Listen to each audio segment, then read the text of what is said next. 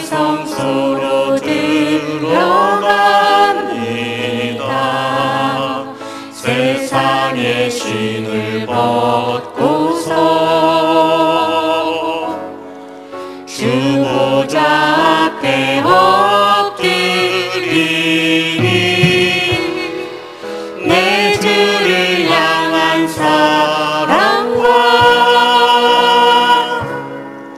그 신뢰가 사그러져 갈 때 하늘로부터 이곳에 장막이 덮이네.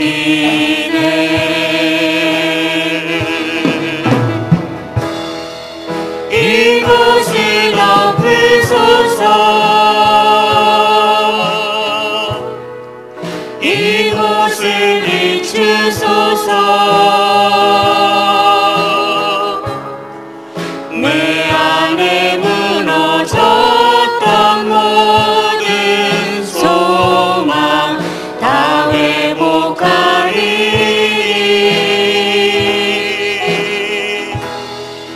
이곳을 지나소서. 이곳을 만지소서. 내 안에 죽어가는 모든 예배 다 살아나리라. 아멘. 오늘도 예배 자리에 나오신 모든 분들을 주님의 이름으로 환영하고 축복합니다. 우리가 언제 어디서 예배하든 하나님은 그곳을 가득 채우고 계시고 하나님은 우리 모두를 채우고 계십니다. 그 삼위일체 하나님의 사랑 가득한 임재 안에서 오늘 우리는 예배합니다. 오늘은 성령 강림 후 16번째 주일입니다. 또 교회가 기독교 교육진흥주일로 지키는 날입니다. 이제 사도신경으로 우리의 믿음을 고백하며 예배하겠습니다. 전능하사 천지를 만드신 하나님 아버지를 내가 믿사오며 그 외아들 우리 주 예수 그리스도를 믿사오니 이는 성령으로 잉태하사 동정녀 마리아에게 나시고 본디오 빌라도에게 고난을 받으사 십자가에 못 박혀 죽으시고 장사한 지 사흘 만에 죽은 자 가운데서 다시 살아나시며 하늘에 오르사 전능하신 하나님 우편에 앉아 계시다가 저리로서 산 자와 죽은 자를 심판하러 오시리라. 성령을 믿사오며 거룩한 공회와 성도가 서로 교통하는 것과 죄를 사하여 주시는 것과 몸이 다시 사는 것과 영원히 사는 것을 믿사옵나이다. 아멘.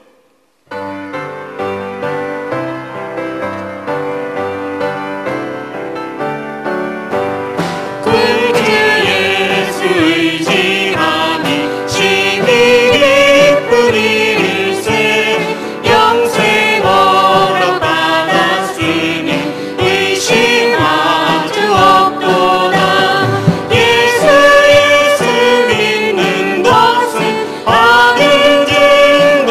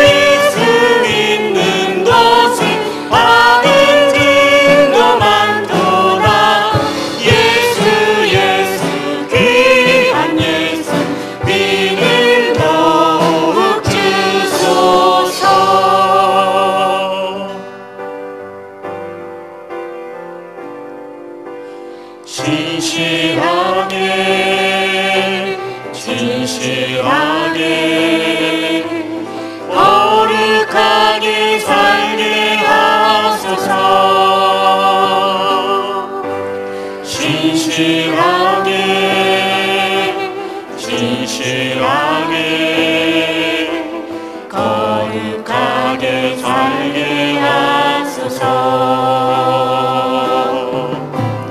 하나님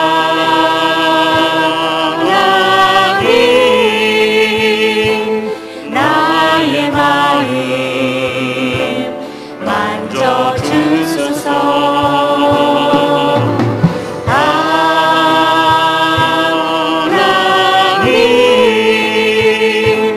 나의 영혼 새롭게 하소서. 진실하게 진실하게 거룩하게 살게 하소서. 진실하게 진실하게 거룩하게 살게 하소서.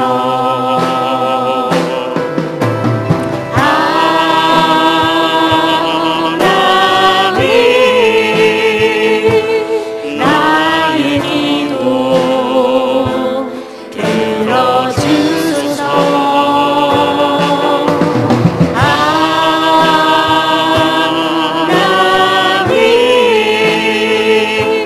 주의 길로 인도하소서.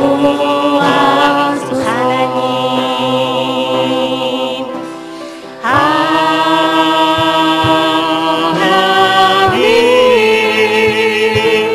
나의 기도 들어주소서.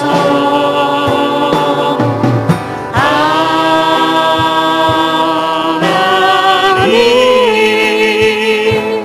주의 길로 인도하 주의 길로 인도하소서.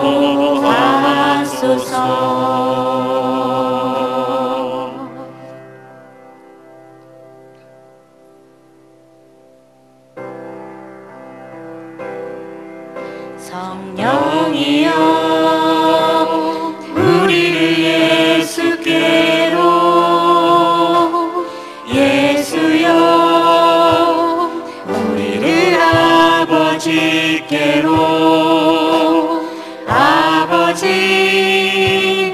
우리를 예수께로 예수여 우리를 성령께로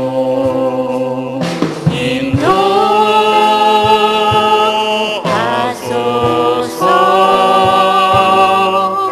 그 친밀한 사랑으로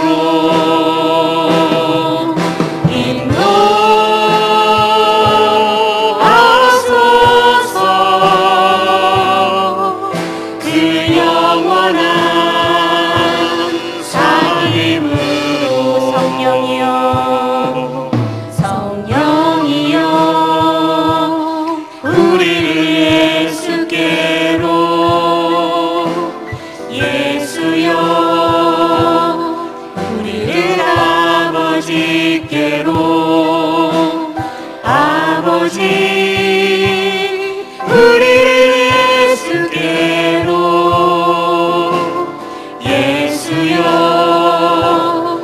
우리를 성령께로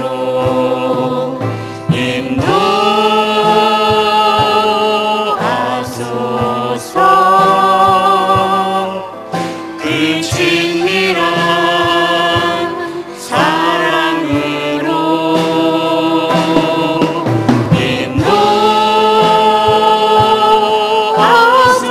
인도하소서. 그 영원한 삶으로. 아멘. 이제 오늘 예배를 위해 기도합니다. 예배가 바로 그런 시간입니다. 성부, 성자, 성령 그 친밀한 사랑 안에 우리가 함께하는 예배가 바로 그런 시간입니다. 성부, 성자, 성령의 그 영원한 사귐 안에 우리가 참여하는 하나님, 오늘 이 예배가 정말 성부, 성자, 성령의 그 친밀한 사랑, 그 영원한 사귐 안에 우리가 참여하는 그런 예배 되게 하여 주옵소서. 또 우리가 로마서 말씀을 듣습니다. 의인은 믿음으로 말미암아 산다. 하나님, 우리가 어려운 때 믿음으로 버티고 이기게 하시고 바로 그런 믿음이 회복되는 그런 예배 되게 하여 주옵소서.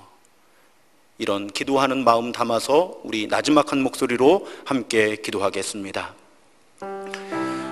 좋으신 하나님, 영과 진리로 예배하라고 우리를 모으십니다. 각자의 가정과 삶의 자리에서 시간과 공간을 넘어서서 임재하시는, 시간과 공간을 넘어서서 우리를 연결시켜 주시는 그 성부, 성자, 성령의 친밀한 사랑, 그 영원한 사귐 안으로 들어갑니다. 하나님, 이 예배를 통해 우리를 빚어주옵소서. 우리를 빚어주옵소서.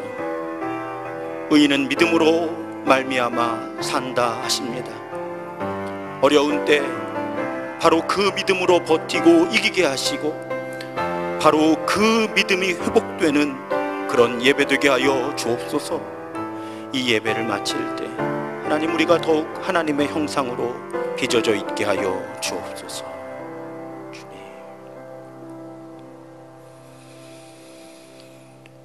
하나님, 오늘도 우리가 온라인으로 연결되어서 하나님을 예배합니다.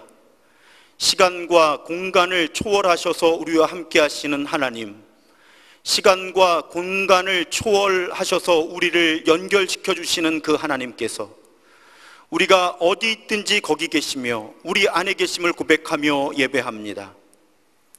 자기 집에서 예루살렘을 향한 창문을 열고 하루 3번씩 무릎을 꿇고 하나님께 감사하던 다니엘의 마음으로 예배하오니 우리의 예배를 받아 주옵소서.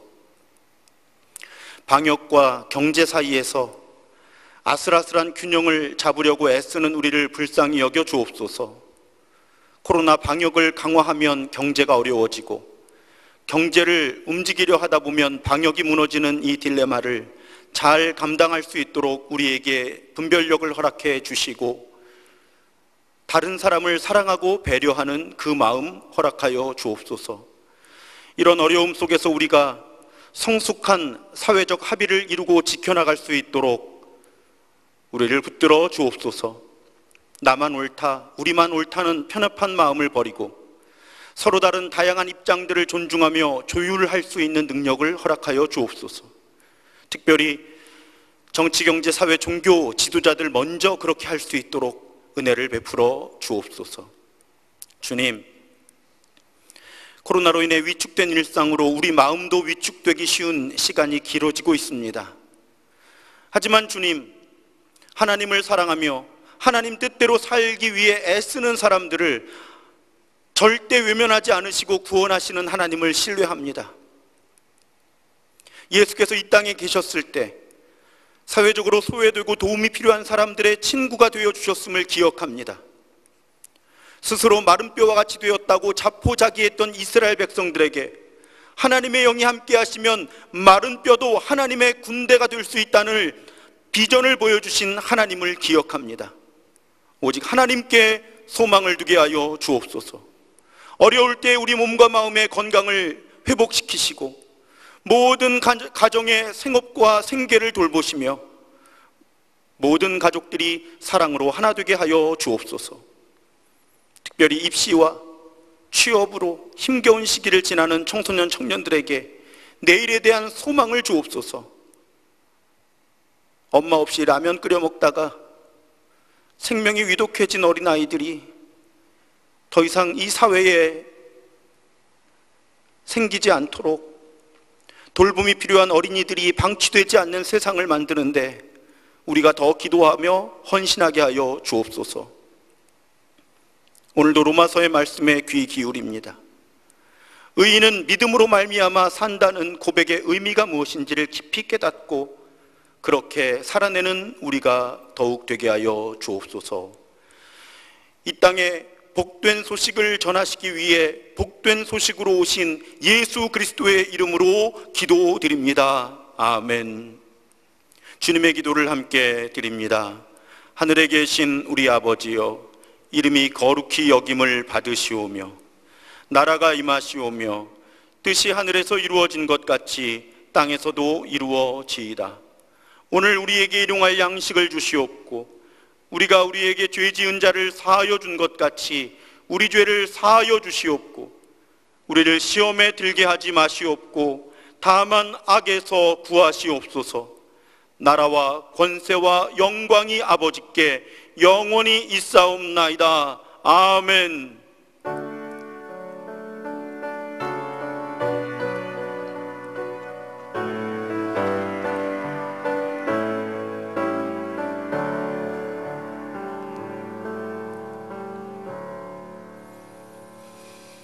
이제 우리 함께 평화의 인사를 나누겠습니다. 주님의 평화가 여러분 모두와 함께.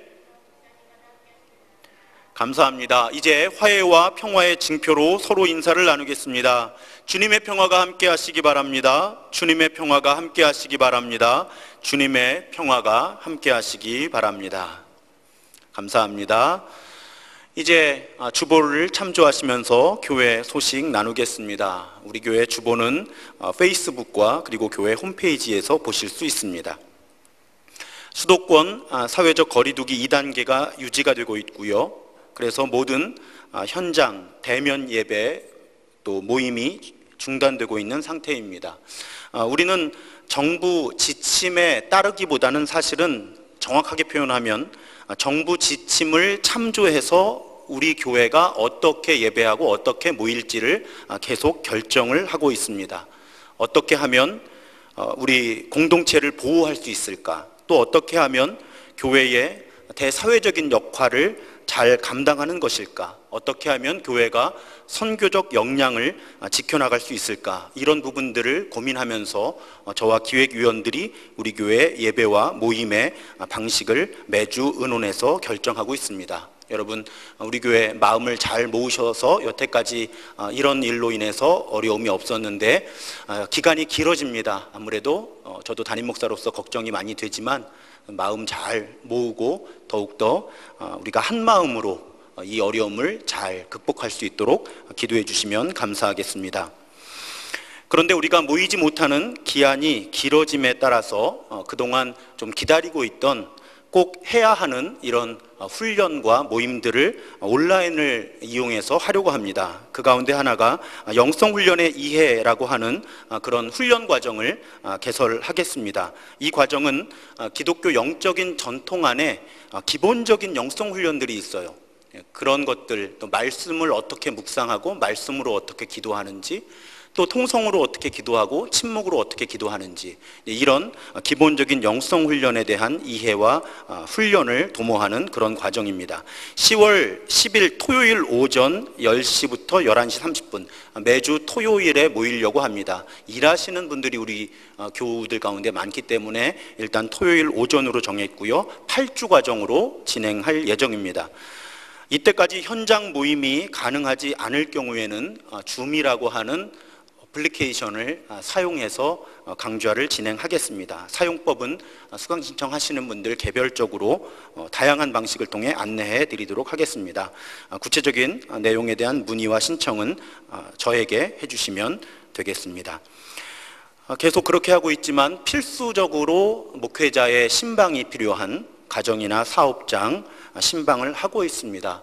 직접 방문할 경우에는 방역 수칙을 철저하게 준수하고 있습니다. 그래서 현실적으로 병원 신방은 병원 입구에서 환자 보호자를 만나는 것으로 그렇게 하고 있고요. 혹은 입원이나 수술을 하시기 전에 제가 가정으로 신방을 하거나 온라인으로 그렇게 기도를 해드리고 있습니다. 여러분, 목회자의 도움이 필요할 때는 언제든지 연락해 주시면 감사하겠습니다. 저희 교회 유튜브 채널에 계속 구독자가 늘어나고 있어서 그래도 이 와중에 감사가 됩니다. 여러분, 교회 채널을 구독하시고 알림을 설정해 두시는 것이 예배에 성실하게 참여하실 수 있는 가장 좋은 방법이라는 것 기억해 주시면 감사하겠습니다. 주중에 우리 오속의 정경자 권사님께서 이사하셨습니다. 원당역 인근으로 이사하셨는데 그 과정 가운데 또 그 이후에 이 가정 위해서 여러분 축하해 주시고 축복해 주시면 감사하겠습니다. 오늘 우리에게 주시는 하나님의 말씀은 로마서 1장 16절로 17절의 말씀입니다. 로마서 1장 16절로 17절의 말씀입니다. 두 절인데 우리 모두 함께 받들어 읽겠습니다.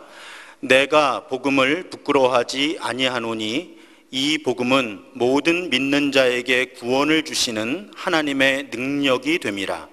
먼저는 유대인에게요 그리고 헬라인에게로다. 복음에는 하나님의 의가 나타나서 믿음으로 믿음에 이르게 하나니 기록된 바 오직 의인은 믿음으로 말미암아 살리라 함과 같으니라. 아멘. 복음 때문에 사는 사람이 복음 이야기를 하기 위해 쓴 편지. 복음 때문에 사는 사람이 복음 이야기를 하기 위해 쓴 편지. 우리는 지난 주일에 로마서를 이렇게 규정했습니다. 사실 사도 바울은 직접 로마에 가서 복음을 전하고 싶었어요. 그래서 지난주 본문과 오늘 본문 사이 8절과 15절에 보면 바울은 여러 번 로마를 방문하려고 마음을 먹었지만 지금까지 길이 막혀서 뜻을 이루지 못했다고 말합니다. 바울은 복음을 전하기 위해 사는 사람이었어요. 스스로를 복음이라는 빚을 진 사람이다 이렇게 부르죠. 그래서 로마 방문에 대한 의지를 다시 한번 강하게 표현합니다. 15절에 보면 그러므로 나는 할 수 있는 대로 로마에 있는 너희에게도 복음 전하기를 원하노라. 그리고 이어지는 오늘 본문 16절과 17절은 흔히 로마서의 주제 문장이라고 불리는 그런 아주 중요한 문장입니다.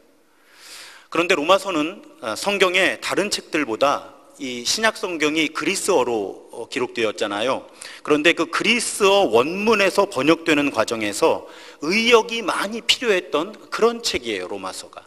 그래서 여러분 여러 종류의 번역본을 함께 읽으시면서 성경을 읽어 나가시는 분들은 한번 로마서 본문을 몇 개의 다른 본문으로 비교해 보시면 그 번역의 편차가 다른 성경보다 크다는 사실을 느끼실 수가 있습니다. 번역이 어려워서 그렇고요, 다양한 번역이 가능하기 때문에 그렇습니다.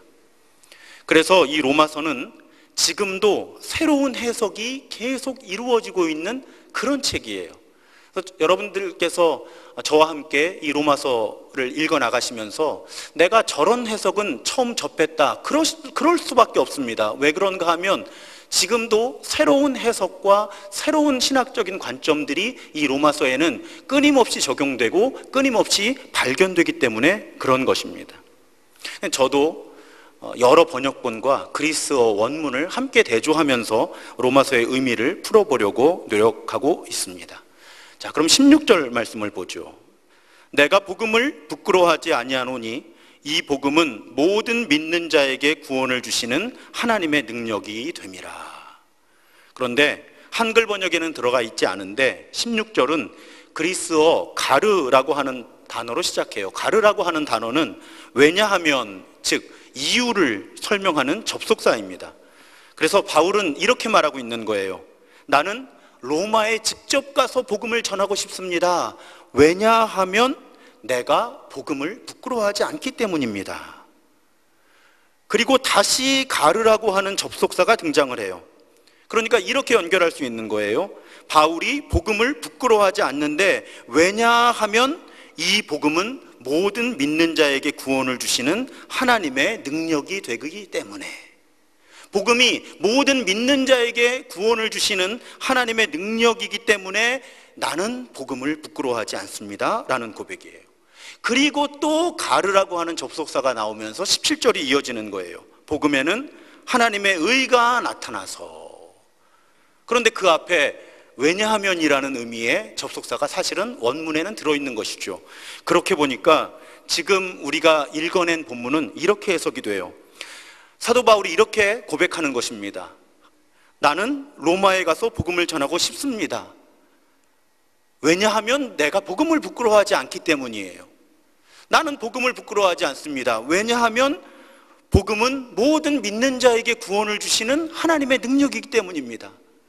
복음은 모든 믿는 자에게 구원을 주시는 하나님의 능력입니다. 왜냐하면 복음에는 하나님의 의가 나타나 있기 때문입니다. 이런 의미로 로마서 1장이 기록이 되어 나갑니다. 그러면서 로마서의 핵심 문장이라고 할 수 있는, 어떤 분들은 신약 성경의 또 성경의 핵심 문장이라고 말씀하시는 그런 고백이 등장을 하죠. 기록된 바 오직 의인은 믿음으로 말미암아 살리라 함과 같으니라. 여기서 기록된 바라는 표현은 이미 성경에 이 말씀이 기록된 적이 있습니다라는 뜻이에요. 어디에 기록되어 있죠? 하박국 2장 4절에 기록되어 있습니다. 그러니까 지금 로마서가 설명하려고 하는 복음과 구원의 본질이 하박국서에 기록되어 있는 이 말씀과 같은 맥락이라는 거예요. 이해를 돕기 위해서 하박국서를 로마서가 인용을 하고 있는 것입니다. 그러면 하박국을 살펴보지 않을 수가 없죠. 어떤 맥락에서 오직 의인은 믿음으로 말미암아 산다라고 하는 말씀이 기록되었을까? 사실은 여러분, 지난 7월 맥추감사절에 우리는 이 본문을 연구를 했어요. 그래서 아주 간략하게 정리를 해보겠습니다. 하박국이 놓인 상황, 국가가 멸망하기 직전의 상황이죠. 그때 이 당시에 이 지역의 정세를 설명을 드렸어요. 아수르가 장악하고 있던 지역에 신흥 바벨론 제국이 성장해서 올라갑니다. 아래에서는 이 성장하고 있는 신흥 세력을 견제하기 위해서 애굽 세력이 올라오는 거예요. 이스라엘이 이 사이에 끼어 있던 시기입니다. 어느 쪽을 선택을 해도 멸망을 당할 수밖에 없는 그런 지경에 놓여 있던 그런 상황이죠. 자, 이렇게 군사적, 외교적으로 위기 상황에 놓여 있었지만 사실은 북이스라엘은 이미 멸망을 했어요, 아수르에게. 그러니까 남쪽 유다 지역 또 예루살렘이 남아있던 겁니다. 이런 위기인데도 유다를 통치하던 세력은 무기력할 뿐 아니라 타락해 있었어요. 자, 요시야 왕의 아들 여호아하스가 왕위에 올랐는데 3개월 만에 애굽에 의해서 폐위가 됩니다. 이 애굽이 3개월 만에 왕을 갈아치우는 상황이에요. 그렇게 해서 세워진 왕이 여호야김인데 이 여호야김 정권에서 나라의 정치, 경제, 사회, 종교 권력 모두의 부패와 타락이 극심해집니다. 이런 상황 속에서 하박국은 하나님께 묻는 거예요. 기도하는 것처럼 보이는데 사실은 따지는 거예요. 하나님이 계시는데, 그리고 그 하나님께 살려달라고 이렇게 기도하고 있는데 왜 세상이 이렇게 망가져 있고 망가져 가고 회복될 조짐이 보이지 않는가? 하박국 선지자가 하나님께 따지는 것입니다. 이러한 하박국의 격한 호소에 대해서 2장에서 하나님은 하나님의 때가 반드시 온다고 말씀하세요. 그때까지 기다리라는 거예요. 그러면서 하나님께서 하박국서 그리고 로마서의 핵심 주제와 연결되는 당부의 말씀으로 주시는 말씀이 2장 4절이에요.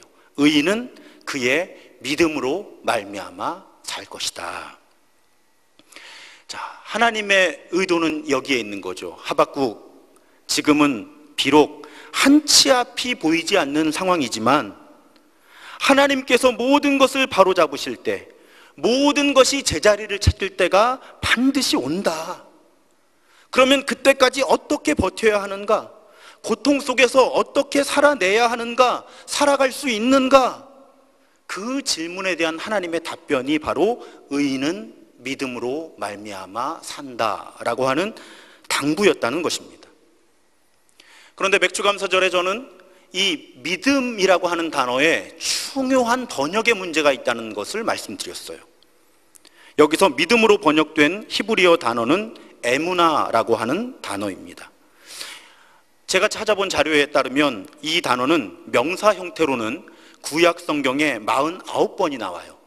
그런데 공교롭게도 이 하박국서 한 장면을 빼놓고는 모두 하나님께 사용되었고 하나님의 신실하심을 나타내는 단어로 사용됩니다. 이유를 알 수 없이 이 하박국 2장 4절에서만 믿음이라는 단어로 번역이 된 거예요. 본래는 신실함이라는 의미의 단어라는 것입니다. 이 번역을 신약 성경이 이어받으면서 피스티스라고 하는 단어를 사용했어요. 그리스어로. 그런데 이 피스티스라고 하는 단어 역시 신실함이라는 의미를 담고 있는 단어예요. 그런데 번역되는 과정에서 이 단어를 모두 믿음이라고 번역했고, 이 믿음이라고 하는 의미를 우리가 다소 자의적으로 해석을 한 거예요. 그런 번역의 문제가 지금 끊임없이 대두가 되고 있습니다. 마침 이 설교문을 정리하던 지난 목요일에 책 한 권이 출판이 되었어요.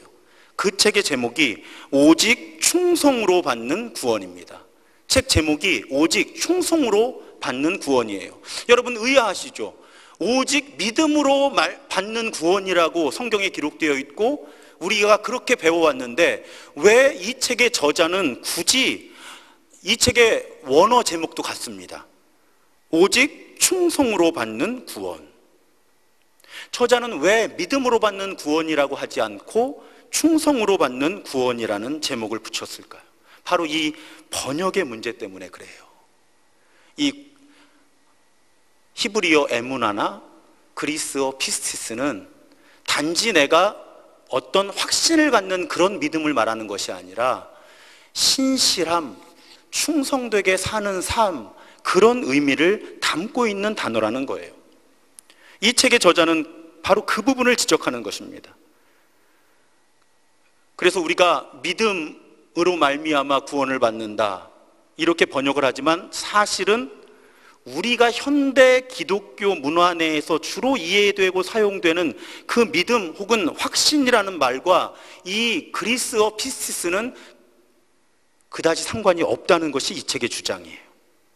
오히려 피스티스는 충성이라는 말과 더 깊은 관계가 있기 때문에 오직 충성으로 구원받는다라는 번역이 훨씬 로마서 원문에 적절한 번역이다라는 연구 결과를 발표한 것입니다. 자, 여러분, 이 차이가 매우 큰 차이로 나타나요. 우리 대다수가 가지고 있는 믿음에 대한 이해의 가장 큰 문제점이 무엇일까요? 한국교회의 많은 교인들이 어떤 오해를 갖고 계신가 하면 믿음과 행위를 구분할 수 있다는 구조로 성경을 읽으세요. 믿음과 행위를 구분해서 성경을 해석해요. 그러다 보니까 자연스럽게 믿음과 삶이 구분이 되는 생각이 가능해지는 거예요. 그런 구조에서는 어떤 경우가 가능한가 하면 아유, 이 사람 믿음은 좋은데 삶은 좀 그래 라는 상황이 가능해지는 거예요. 믿음은 좋은데 삶은 좀 그래. 그런데 여러분, 이 믿음이라고 하는 단어가 신실함, 충성됨이라는 의미를 본래 갖고 있는 단어라고 이해를 하고 성경을 해석하게 되면 전제 자체가 달라지죠.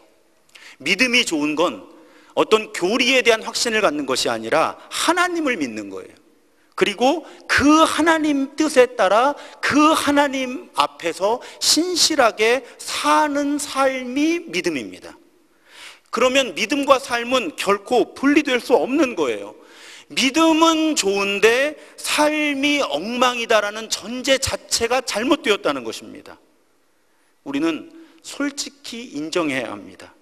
우리는 그냥 내가 사는 만큼 믿는 거예요. 내가 삶으로 살아내는 만큼만 믿는 겁니다. 삶으로 내가 살아내지 못하는 믿음은 믿음이 아니에요.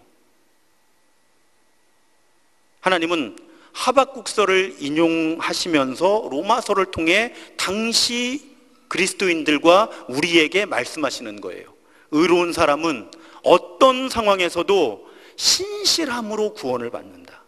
신실한 사람이 구원을 받는다. 이것이 하박국서의 의도고 로마서의 의도라는 말씀입니다. 사랑하는 여러분, 저는 우리 신도중앙교회 가족들이 앞으로 성경을 읽으실 때 믿음이라고 하는 단어를 만나면 반드시 이 믿음은 신실함이라고 하는 혹은 충성됨이라고 하는 의미를 함께 끌어안고 있는 단어다라는 이 고백을 놓치시지 않았으면 좋겠습니다. 그래서 우리 공동체에서는 믿음은 좋은데 삶이 따라가지 못한다라는 전제 자체가 성립하지 않는 공동체가 되었으면 좋겠어요. 우리는 사는 만큼 믿는 거예요. 내가 삶으로 살아내는 만큼 믿는 겁니다. 믿음과 삶은 결코 구분될 수 없는 거예요. 자, 그러면 그 전제를 바탕으로 해서 이제 17절의 앞부분부터 다시 살펴보죠. 말씀은 이렇게 시작합니다. 복음에는 하나님의 의가 나타나서. 자, 그러면 복음에 나타난 하나님의 의는 또 무엇일까? 하나님의 의, 딱 들으면 직관적으로 뭔지 알 것 같은데 말로 설명해 보라 그러면 어려운 하나님의 의라고 하는 개념이 바로 그런 단어 가운데 하나입니다. 오늘 설교의 맥락에서 저는 한 가지 정의만 내려드리고 싶어요. 하나님의 의가 무엇인가? 앞으로 우리 교인들이 누가 하나님의 의가 뭐야? 그러면 그냥 이렇게 대답하시면 크게 잘못되지 않습니다. 물론 하나님의 의라고 하는 큰 그림의 부분이기는 하지만 핵심적인 부분이에요. 하나님의 의가 무엇인가 하면 관계를 가지고 풀어보는 거예요. 자, 이 하나님이 창조하신 이 세상에는 어떤 관계들이 존재하죠? 크게 보면 세 가지 관계가 존재합니다. 우리 사람들과 창조주 하나님과의 관계, 그리고 우리 사람과 다른 사람과의 관계, 그리고 우리 사람과 다른 피조물들 사이의 관계. 하나님의 의란 무엇인가 하면요, 하나님의 기준에서 이 관계들을 지켜나가려고 하시는 하나님의 성품, 하나님의 속성을 하나님의 의라고 부르는 거예요. 그렇다면 우리와 하나님과의 관계가 깨어질 때, 우리와 다른 사람들과의 관계가 깨어질 때, 사람과 다른 피조물들 사이의 관계가 파괴될 때 하나님의 의가 손상이 되는 것이죠. 그러면 하나님은 그 손상된 관계를 회복하실 수밖에 없는 거예요. 왜냐하면 하나님의 속성, 하나님의 성품은 의로우신 거예요. 하나님의 성품은, 하나님의 속성은 이 깨어지고 무너지고 파괴된 관계들을 그냥 두실 수가 없어요. 이걸 하나님의 의도에 따라서 다시 본래 창조하실 때의 의도로 바로 잡으셔야만 하는 것이 하나님의 변할 수 없는, 타협할 수 없는 속성이라고 하는 것이죠. 그래서 의로우신 하나님은요, 우리를 구원하시려고 애쓰실 수밖에 없는 거예요. 왜요? 여러분, 우리 원역사 처음 이야기 다 배웠잖아요. 우리 사람이 죄 짓기로 결심할 때, 그래서 타락을 선택했을 때 이 세 축의 관계가 모두 파괴되었잖아요. 그래서 하나님의 의가 손상이 된 거예요. 그래서 하나님은 우리가 요즘에 예언서 읽고 있잖아요. 이 세상을 바로잡으시기 위해서 몸부림치시는 거예요. 하나님과 우리 사이, 사람과 사람 사이, 사람과 다른 피조물들의 사이를 회복시키시려고 하나님은 몸부림치시는 거예요. 왜? 하나님은 의로우신 분이라 이 관계들이 회복되어야만 하는 거죠. 그런 하나님의 의가 복음으로 세상에 나타난 거예요. 왜요? 사람들은 구약 성경 끝까지 읽어도 하나님께 돌아가질 않잖아요. 그러니까 의로우신 하나님은 견디실 수 없었던 거예요. 사람을 구원하시려면, 세상을 구원하시려면 더 무엇인가를 하셔야 했어요. 그래서 무슨 일을 하셨어요? 예수 그리스도로 이 땅에 오신 거죠. 십자가를 지신 거예요. 십자가와 부활을 통해 우리를 구원하신 것이죠. 이 땅에 하나님의 통치를 회복시키신 거예요. 그게 복음이잖아요. 하나님이 다스리신다. 그런데 인간들이 하나님을 거부할 때 하나님은 예수로 이 땅에 오셔서, 그리스도로 오셔서 이 땅을 통치하시죠. 그래서 예수 그리스도가 주님이시다. 신약의 맥락에서는 이 고백이 복음이라고 말씀드렸잖아요. 그러니까 하나님이 이 모든 것을 바로잡으시기 위해서 예수 그리스도로 이 땅에 오셔서 우리의 주님이 되어주신 거죠. 이게 복음이에요. 그러니까 하나님의 의로우심이 복음을 통해 표현이 된 거죠. 바로 그 의미예요. 이런 하나님의 의를 이해하는 데 도움이 될 만한 이야기 하나를 소개하려고 합니다. 16세기 종교개혁 혹은 교회개혁이라고 부르는 그 개혁을 주도했던 마틴 루터의 이야기예요. 이 청년 루터 20대 초반이었는데 이제 문학 석사 학위를 받습니다. 근데 아버지가 이 아들의 출세를 너무나 갈망했어요. 그래서 아버지의 기대에 따라서 이 마틴 루터는 법학 공부를 시작합니다. 법률가가 되기 위해서. 그런데 어느 날 길을 가다가 벼락을 맞아요. 그래서 이 죽음의 공포 속에서 이렇게 서원합니다. 당시의 가톨릭 철학, 지금도 가톨릭 신학에서는 이 수호 성인이 있어요. 그래서 당시에 수호 성인이었던 성 안나를 부르면서 나를 도와주십시오. 나를 살려주시면 제가 신부가 되겠습니다. 이렇게 서원을 하는 거예요. 죽음의 공포 때문에. 그리고 아버지의 극심한 반대를 무릅쓰고 수도원에 입회를 해서 수사가 됩니다. 그런데 이 루터를 괴롭혔던 질문이 있어요. 아까도 죽음의 공포 가운데 서원했다고 말씀드렸잖아요. 루터가 당황했던 건 죽음 자체가 아니라 본인이 죽음에 대한 준비가 되어 있지 않았다는 거예요. 자기가 죽으면 천국에 가야 하는데, 그러려면 하나님으로부터 의롭다고 인정을 받아야 하는데, 이 루터의 고뇌, 루터의 질문이 무엇이었는가 하면 자비로우신 하나님을 내가 어떻게 발견할 수 있을까? 루터는 하나님의 자비하심을 발견하기가 어려웠던 거예요.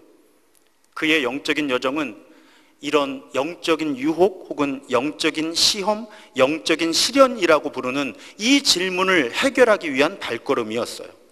어떻게 지극히 거룩하시고 의로우신 하나님이 나처럼 의롭지 못하고 더러운 죄인에 대한 진노를 거두시게 할 수 있을까?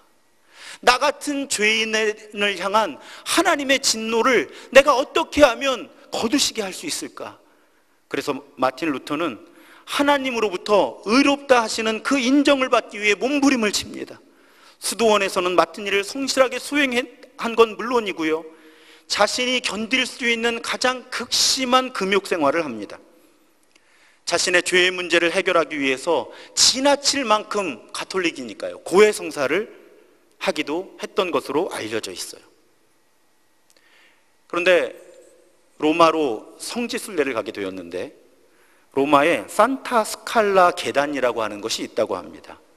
이 계단이 어떤 계단이냐면 예수께서 빌라도 총독의 재판을 받기 위해 걸어가셨던 예루살렘에 있는 돌계단을 콘스탄틴 황제의 어머니가 기독교인으로 개종하면서 그 계단을 뜯어다가 로마에 복원을 시켰다는 거예요. 전부 28개 계단인데 당시 사람들이 어떻게 믿었는가 하면 예수께서 빌라도 총독의 재판을 받기 위해 걸어가셨던 이 계단을 무릎으로 기어서 올라가면서 자신의 죄를 참회하면 죄를 용서받는다 라는 그런 믿음을 당시 사람들이 가지고 있었어요.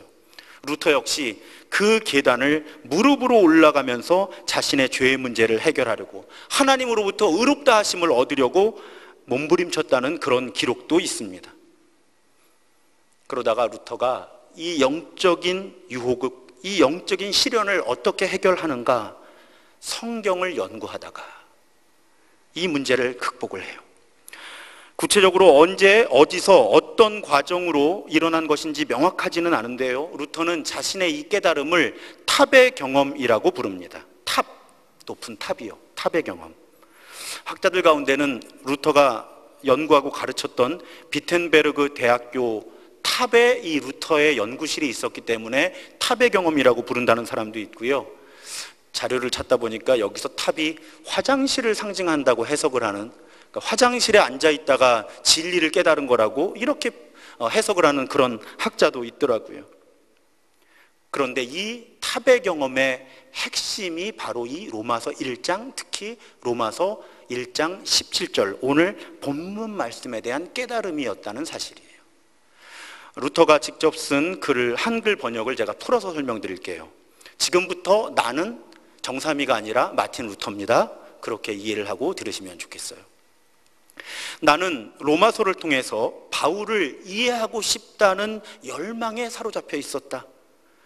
그러나 1장에 있는 표현 하나, 복음에는 하나님의 의가 나타나서 이 문구가 입구에서부터 내 앞을 가로막았다. 나는 하나님의 의라고 하는 단어가 정말로 싫었다. 나는 하나님이 의로우시기 때문에 불의한 죄인을 처벌하신다는 그 믿음이 너무 강했다.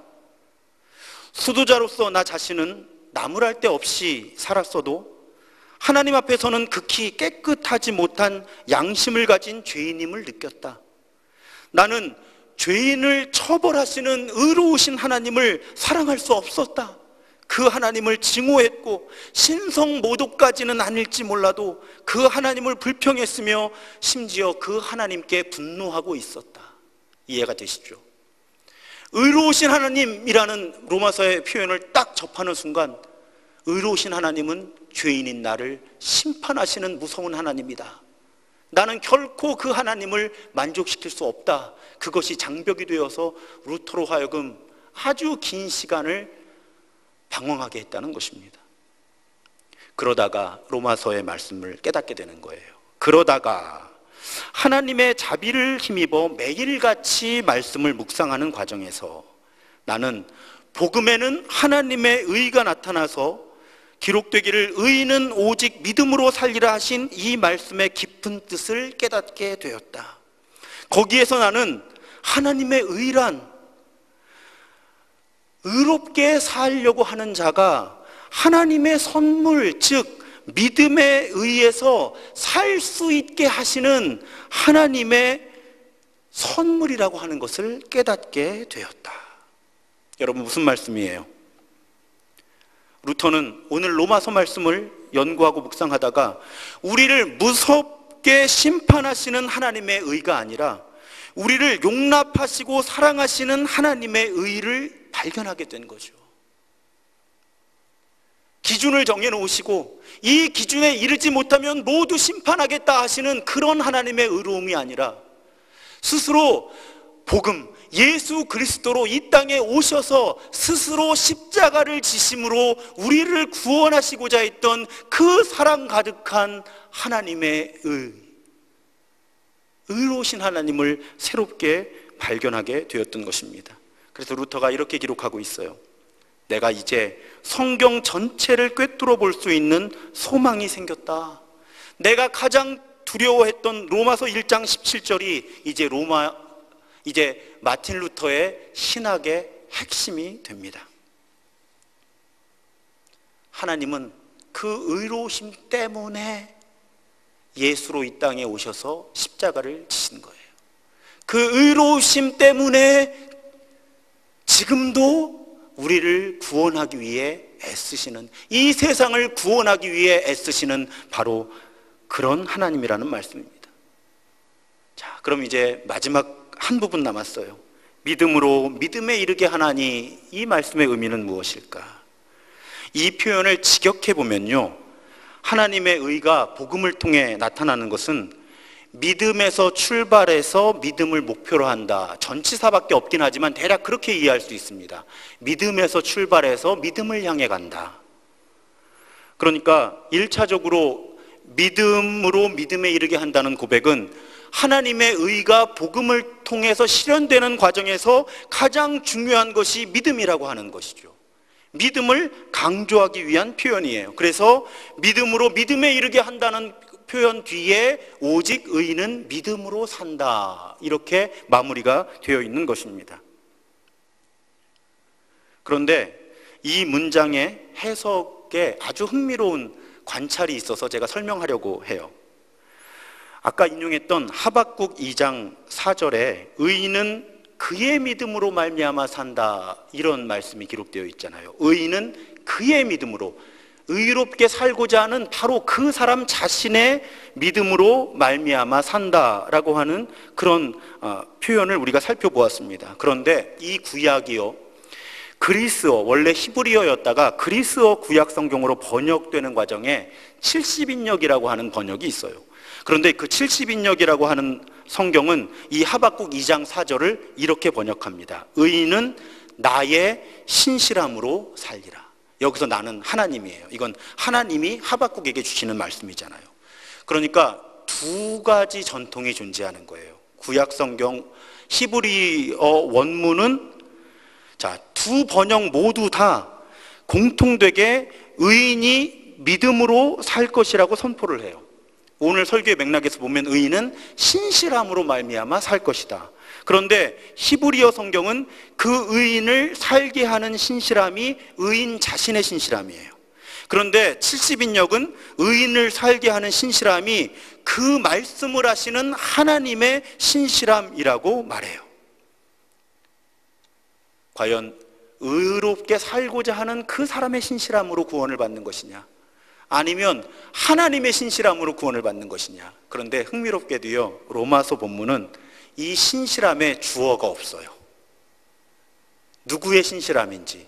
그러면서 로마서가 증언하는 것은 믿음으로 믿음에 이르게 한다, 신실함으로 신실함에 이르게 한다. 그래서 이 해석을 이렇게 하는 것이 가능해집니다. 여기서 앞에 믿음, 앞에 신실함은 하나님의 신실함이에요. 뒤에 나오는 믿음, 뒤에 나오는 신실함은 우리의 신실함이에요. 혹시 로마서는 사도 바울이, 또 하나님이 사도 바울을 통해서 로마서를 기록하시는데 이 구약의 말씀을 모를 수가 없잖아요. 이 구약의 번역 전통을 모를 수가 없잖아요. 하나님은 사도 바울을 통해 혹시 여기서 이 두 가지 신실함, 두 가지 믿음을 한 절에 주어를 생략하면서 다 담아내고 싶으셨던 것은 아닐까. 그러니까 우리의 구원은 우리를 향한 의로우신 하나님의 신실하심으로 시작이 돼서 그 하나님의 신실하심을 향한 우리의 신실함이라고 하는 그 반응을 통해서 우리의 구원이 완성된다고 하는 그것이 이 말씀의 본래 의도가 아닐까. 저는 이 해석이 로마서 전체의 흐름뿐만 아니라 성경 전체의 흐름, 굳이 하박국서를 인용하면서 이 복음의 진리를 전달하고자 했던 사도 바울과 나아가서 하나님의 의도에 더 적절하다고 생각을 합니다. 우리의 구원은 우리를 구원하시고자 애쓰시는 하나님의 신실함으로 시작되는 거예요. 그리고 그 하나님의 신실하심에 반응하는 우리의 신실함을 통해서 우리의 구원이 완성되는 것입니다. 사랑하는 여러분, 로마서 이미 사실은 복음을 알고 있다고 믿었던 사람들에게 전달되는 편지예요. 여러분, 복음을 모르는 사람들에게 쓴 편지가 아닙니다. 로마 기독교인들이에요. 크리스천들이에요. 이미 복음을 안다고 생각했던 사람들에게 복음을 설명하기 위해 하나님께서 보내신 편지입니다. 이 부분 아주 중요해요, 여러분. 아마 이 설교를 듣는 많은 분들 가운데 나는 복음을 알고 있어 이렇게 생각하시는 분들이 계실 거예요. 그런데 교만해서는 안 됩니다. 복음이 무엇인지 알고 있던 사람들에게 하나님은 복음이 무엇인지를 설명하시기 위해서 로마서를 보내셨어요. 복음을 알고 있다고 믿는 우리에게 하나님은 이 성경을 주셔서, 로마서를 주셔서 복음이 무엇인지를 끊임없이 계속 탐구해 나가라고 우리를 초대하고 계신 것입니다. 복음에 구원이 있기 때문이에요. 사랑하는 여러분, 사도 바울은, 그리고 우리는 복음을 부끄러워하지 않습니다. 이 복음은 모든 믿는 자를 구원하시는 하나님의 능력이기 때문이에요. 신실하신 하나님께서 예수를 이 땅에 보내셔서 하나님의 통치를 회복하셨습니다. 예수가 주님이세요. 그것이 복음이에요. 망가진 우리를, 망가진 세상을 회복시키려는 하나님의 의가 예수를 통해 실현된 것입니다. 이 하나님의 신실하심에 우리가 신실함으로 반응할 때 우리의 구원이 이루어집니다.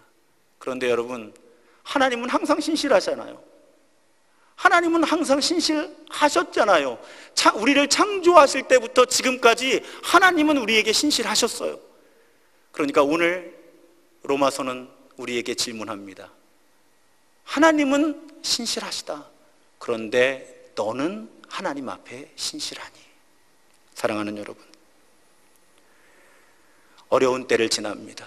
저는 오히려 이때 우리가 복음을 더 붙들어야 된다고 믿고 로마서의 말씀을 나눠요. 하나님은 이 어려운 상황 속에서도 우리에게 신실하십니다. 이 어려운 때에 우리는 하나님께 신실할 수 있는가? 얼마나 신실할 수 있는가? 그렇게 나를 구원하시는 하나님의 신실하심에 나의 신실함으로 적극적으로 반응하면서 그렇게 지금 여기서 구원을 이루시는 하나님의 그 구원의 역사에 참여하는 우리가 되기를 주님의 이름으로 축원합니다. 오늘 함께 결단하고 싶은 찬양은 오직 믿음으로라는 찬양입니다. 이 찬양 함께 부르고 혹은 가사를 묵상하시면서 하나님의 신실하심에 나도 신실함으로 반응하겠습니다. 그래서 나의 믿음으로 내가 이 어려움을 넘어서겠습니다. 내가 구원받겠습니다라고 결단하는 결단의 시간이 되기를 부탁드립니다. 찬양하겠습니다.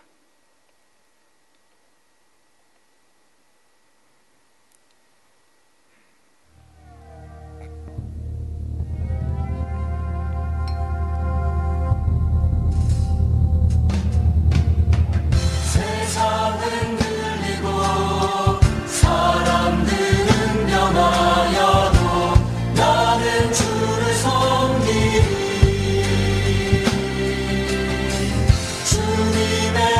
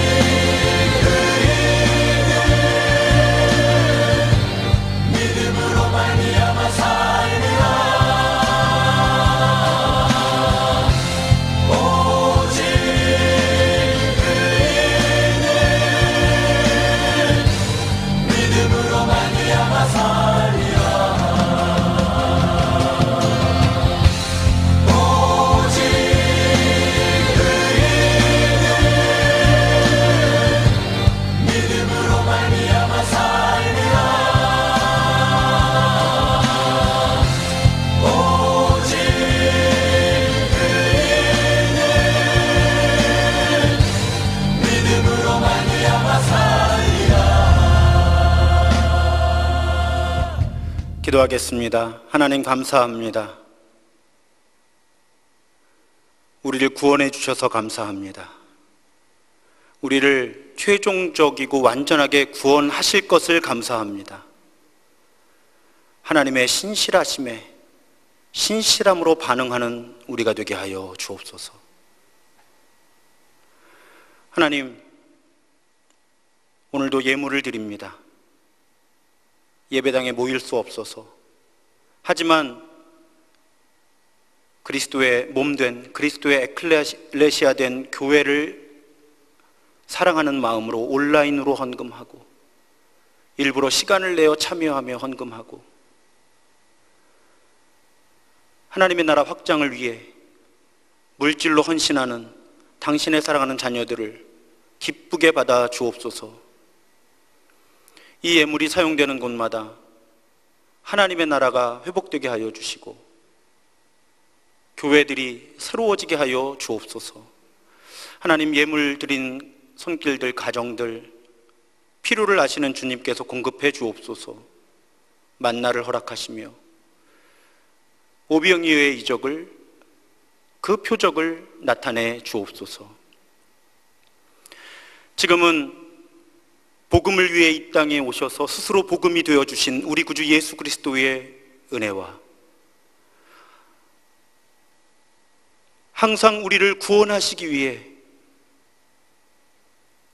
애쓰시는, 아무 것으로도 끊을 수 없는 사랑으로 우리와 함께 하시는 성부 하나님의 무한하신 사랑하심과 우리 안에서 끊임없이 그 하나님의 신실하심에 신실함으로 반응하게 하시는 성령 하나님의 교통하심이 오늘 예배를 드리며 이 어려운 때 믿음으로 살겠다고 새로운 결단을 가지고 삶의 자리로 돌아가는 모든 예배자들 위해 이제로부터 영원토록 함께 하시기를 간절히 축원하옵나이다. 아멘.